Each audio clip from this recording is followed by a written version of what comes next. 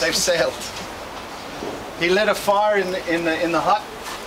Fortunately, the ship was just a few miles away, out in the water. They saw the smoke. They came back and they rescued them, and they all survived the ordeal. But they had to move quickly, so they got out. And of course, what did they leave behind? They left everything in the hut. And in 2007, 100 years later, some explorers from New Zealand Antarctic Heritage Trust dug under the hut and found 3 cases of Mackinlay's whiskey that had been there for 100 years, frozen under the ice. So those are the cases here.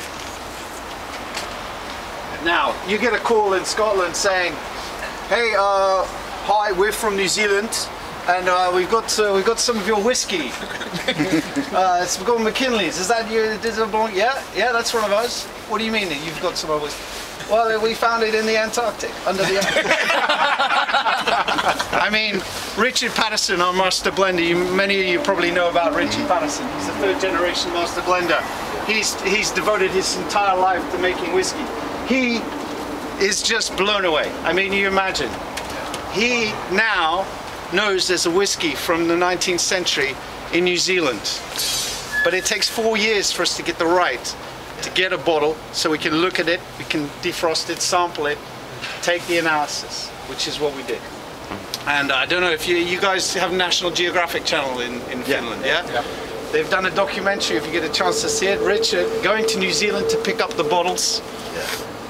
He had to have them handcuffed to him because he's only allowed 3 bottles, take a sample, and they have to be flown back to the Antarctic.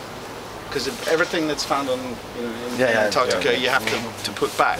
So he was the first person to take the sample out of the bottle and just, what is this going to be like?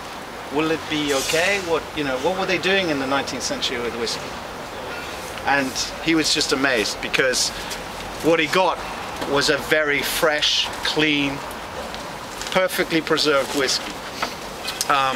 And it just proves that the guys back then really knew what they were doing. His forefathers really knew what they were doing when they were making whiskey. So it was he says to me, it was one of the highlights of his life, was opening that bottle of whiskey. But he didn't open it. He took a syringe. They had to put a syringe through the cork and take the sample.